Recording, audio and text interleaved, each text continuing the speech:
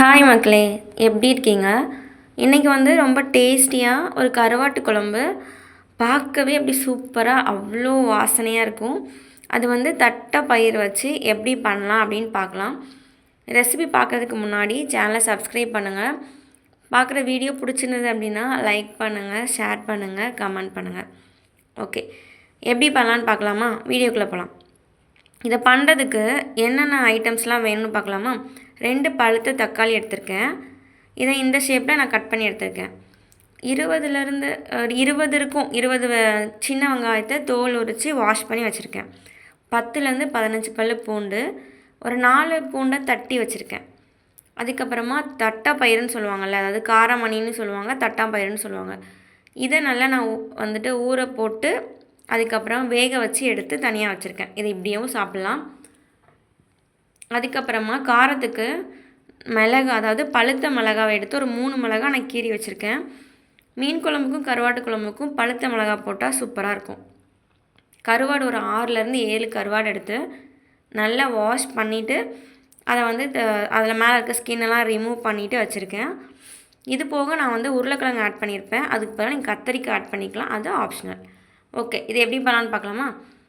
ஒரு பேனில் oil add பண்ணிவிட்டு, ஆயில் வந்து கொஞ்சம் ஹீட் ஆனதுக்கப்புறமா இதில் வந்துட்டு கடுகு ஆட் பண்ண வேண்டாம். 1 ஸ்பூனுக்கு கம்மியாக வெந்தயம் வந்து நான் ஆட் பண்ணியிருக்கேன். எப்போவுமே வெந்தயம் ஆட் பண்ண வெந்தயம் ரொம்ப ஆட் பண்ணால் குழம்பு வந்து கசப்பு வந்துடும். ஸோ கொஞ்சமாக ஆட் பண்ணிவிட்டு அது கருக விட்டுறக்கூடாது. லைட்டாக கலர் மானதுக்கப்புறமா நம்ம கட் பண்ணி வச்சுருந்த சின்ன வெங்காயத்தை வந்து அப்படியே உள்ளே போடுறேன். நான் வந்து கட் பண்ணாமல் உள்ளே ஆட் பண்ணியிருக்கேன். நீங்கள் கட் பண்ணி தான் ஆட் பண்ணணுன்னா நீங்கள் போட்டுக்கலாம். அது வந்து உங்களோட விருப்பம் தான். எனக்கு இப்படி போட்டால் பிடிக்கும்.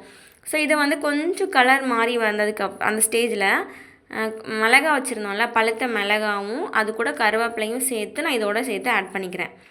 கொஞ்சம் இதையுமே லைட்டாக வந்து கிண்டி விட்டுக்கணும்.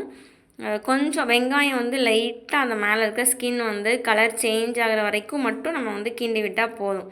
ஸோ அது வரைக்கும் இதுமாதிரி நல்லா கிண்டிட்டு மற்றதெல்லாம் உப்பு வந்து ஆட் பண்ணுவோம் வெங்காயம் சீக்கிரமாக வேகிறதுக்கு. இதில் வந்து ஆட் பண்ண வேண்டாம், ஏன்னா கருவாடுலேயே உப்பு இருக்கும். ஸோ தட்டி வச்சுருந்த பூண்டை வந்து உள்ளே சேர்க்குறேன். எப்போவுமே குழம்புக்கு பூண்டை தட்டி போட்டு பாருங்கள், அந்த ஸ்மெல் ஒன்று வரும்ல, அது குழம்புலேயே ரொம்ப சூப்பராக இருக்கும். வீடே அப்படி மணக்கிற மாதிரி இருக்கும்.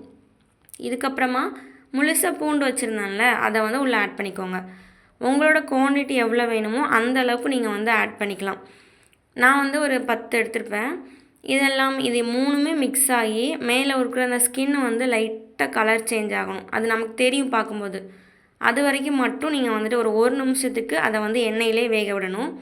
அதுக்கப்புறமா தக்காளி ஆட் பண்ணுறேன். 2 பழுத்த தக்காளி எடுத்திருக்கேன். இது நல்லா பழுத்தது. தக்காளி வந்து நல்லா மசிஞ்சு வர ஸ்டேஜ் வர வரைக்கும் நம்ம வந்து கிண்டணும். தக்காளி ஆட் பண்ணதுக்கப்புறமா தண்ணி வந்து ஊற ஆரம்பிச்சிடும். ஸோ இந்த ஸ்டேஜ் வந்து நல்லா மசிஞ்சிடுச்சு. இந்த ஸ்டேஜ் வந்ததுக்கப்புறமா நான் வந்து மசாலா ஐட்டம்ஸ் எல்லாமே உள்ளே வந்து ஆட் பண்ண போகிறேன். அதாவது மல்லித்தூள், ரெட் சில்லி பவுடர், அதுக்கப்புறமா மஞ்சள் தூள். இதோட மெஷர்மெண்ட் வந்து நான் எப்போவுமே 1 ஸ்பூனுக்கு தான் மெஷர் பண்ணுவேன். இந்த ஸ்பூனோட மெஷர்மெண்ட்டில் தான் 1.5 ஸ்பூன் மல்லித்தூள், 1 ஸ்பூன் ரெட் சில்லி பவுடர், 1/2 ஸ்பூனுக்கும் கம்மியாக மஞ்சள் தூள்.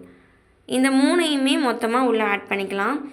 ஆட் பண்ணிவிட்டு ஒரு நிமிஷத்துக்கு நீங்கள் கை விடாமல் நல்ல லோ ஃப்ளேமில் வச்சிடணும். மசாலா ஆட் பண்ண உடனே வச்சு நீங்கள் நல்லா கிண்டி விட்டுட்டே இருக்கணும். அது நம்ம ஆல்ரெடி போட்ட பூண்டு, வெங்காயம், தக்காளி, இந்த மசாலா ஐட்டம்ஸ் இது எல்லாமே நல்லா மிக்ஸ் ஆகும்போது அந்த ட்ரையாக இருக்கிறதெல்லாம் போய் எல்லாம் மிக்ஸ் ஆகிரும். ஆல்ரெடி தக்காளியில் வேறு தண்ணி உருமா எல்லாம் மிக்ஸ் ஆகி இந்த ஸ்டேஜில் தண்ணி ஆட் பண்ணணும். நல்லா கெட்டியாக கரைச்சி வச்ச புளி வச்சுருக்கேன். இதை அப்படி நான் உள்ளே வந்து ஆட் பண்ணுறேன். தண்ணி வந்து உங்களுக்கு எந்த அளவுக்கு வேணுமோ அந்த அளவுக்கு தண்ணி இந்த ஸ்டேஜ்லேயே நீங்கள் ஆட் பண்ணிக்கலாம். நான் வந்து இன்றைக்கி குழம்பு கொஞ்சம் கெட்டியாக இருக்கிற மாதிரி தான் பார்க்குறேன், அதனால் நிறைய தண்ணி வந்து ஆட் பண்ணலை. ஸோ உங்களுக்கு எவ்வளோ வேணுமோ நீங்கள் தண்ணியெல்லாம் ஆட் பண்ணிவிட்டு கரெக்டாக 4 நிமிஷம் நல்லா ஹை ஃப்ளேமில் வச்சு நீங்கள் கொதிக்க வந்து விடணும். இதில் வந்து உப்பு ஆட் பண்ண வேண்டாம், ஏன்னா கருவாடு சேர்த்ததுக்கப்புறமா நம்ம உப்பு சேர்த்துக்கலாம். ஸோ மூடி போட்டு நீங்கள் வந்து நல்லா கொதிக்க விடணும். 4 நிமிஷம் கழித்து பார்த்தா இப்படி இருக்கும், அந்த ஆயிலெல்லாம் வெளியே வந்து கொதிச்சிருக்கும். இந்த ஸ்டேஜில் நீங்கள் வந்து அந்த பயிரை வந்து உள்ளே ஆட் பண்ணலாம். அந்த காராமணின்னு சொல்கிறாங்களே, அந்த பயிரை வந்து உள்ளே நீங்கள் ஆட் பண்ணணும். ஆல்ரெடி மசாலாவோட ரா ஸ்மெல்லும் போயிருக்கும். இதுவும் சேரும்போது அந்த கொதித்து வர ஸ்மெல் வந்து நல்லாயிருக்கும். 2 நிமிஷம் போதும். இது நல்லா கொதித்து வந்ததுக்கப்புறமா இந்த ஸ்டேஜில் நான் வந்து உருளைக்கிழங்கு ஆட் பண்ணுறேன். நீங்கள் கத்தரிக்காய் கூட ஆட் பண்ணிக்கலாம். உருளைக்கிழங்கு வந்து அது மேலே இருக்க ஸ்கின்னெல்லாம் ரிமூவ் பண்ணிவிட்டு கட் பண்ணி நான் உள்ளே சேர்த்துருக்கேன். உருளைக்கிழங்கு ஃபஸ்ட்டே ஆட் பண்ணால் ரொம்ப குழஞ்சிரும். இந்த ஸ்டேஜில் ஆட் பண்ணால் சூப்பராக இருக்கும். ஒரு 2 நிமிஷம் நல்லா வேக விட்டாலே போதும், நல்லா வெந்துடும். ஸோ 2 நிமிஷம் கழித்து பார்த்தோம் அப்படின்னா நல்லா தண்ணியெல்லாம் கொஞ்சம் கெட்டியாகி ஆயிலெல்லாம் அப்படியே வெளியே வந்து பிரிஞ்சு வரும். இந்த ஸ்டேஜில் நான் வச்சுருக்க கருவாடை வந்து உள்ளே ஆட் பண்ணுறேன். கொஞ்சம் கொஞ்சமாக கருவாடை சேர்க்குறேன். எப்போவுமே கருவாடை சேர்த்ததுக்கப்புறமா நம்ம வந்து லோ ஃப்ளேமில் வச்சிடணும். ஏன்னா அது வந்து பிரிஞ்சிடக்கூடாது. கருவாடை சேர்த்த உடனேவும் நம்ம உப்பு சேர்க்க முடியாது. ஏன்னா அதோட எசன்ஸ் உள்ள ஒரு நிமிஷமாவது இறங்கினதுக்கு அப்புறமா தான் நமக்கு வந்து உப்பு எந்த அளவுக்கு சேர்க்கணுங்கிறது தெரியும். ஸோ நல்ல லோ ஃப்ளேமில் 2 நிமிஷத்துக்கு நீங்கள் கொதிக்க விட்டுட்டீங்க அப்படின்னா அதனால் அந்த எசன்ஸ் எல்லாம் இறங்கி கருவாடுமே ஒரு 2-3 நிமிஷத்துக்குள்ளே வெந்துடும். ஸோ 2 நிமிஷத்துக்கு அப்புறம் பார்த்திங்கன்னா இந்த மாதிரி எண்ணெய்லாம் வெளியே வந்திருக்கும். இந்த டைமில் உப்பை நீங்கள் செக் பண்ணிவிட்டு ஆட் பண்ணிக்கலாம். சில கருவாடில் உப்பு அதிகமாக இருக்கும், சில இதில் கம்மியாக இருக்கும். ஸோ எனக்கு எந்தளவுக்கு உப்பு வேணுமோ நான் ஆட் பண்ணிவிட்டு உப்பெல்லாம் சேர்த்ததுக்கப்புறமா ரொம்ப போட்டு கிண்டினோன்னா அது வந்து பிரிஞ்சு வந்துடும் அந்த கருவாடு.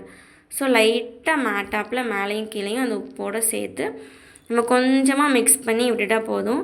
மிக்ஸ் பண்ணிவிட்டு எதுவுமே பண்ண வேண்டாம். நீங்கள் வந்து அப்படியே மூடி போட்டு மூடிடணும்.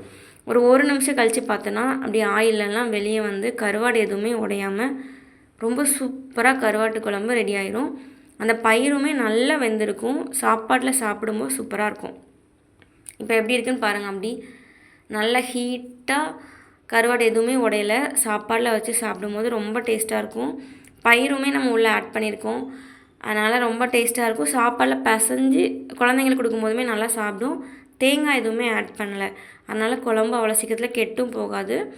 நல்லா கெட்டியாகவே இருக்குது. நீங்கள் இதே மெத்தடில் செஞ்சு பாருங்கள். எப்படி இருக்குதுன்னு செஞ்சு பார்த்துட்டு சொல்லுங்கள். வீடியோ பிடிச்சிருந்தது அப்படின்னா லைக் பண்ணுங்கள், ஷேர் பண்ணுங்கள், கமெண்ட் பண்ணுங்கள்.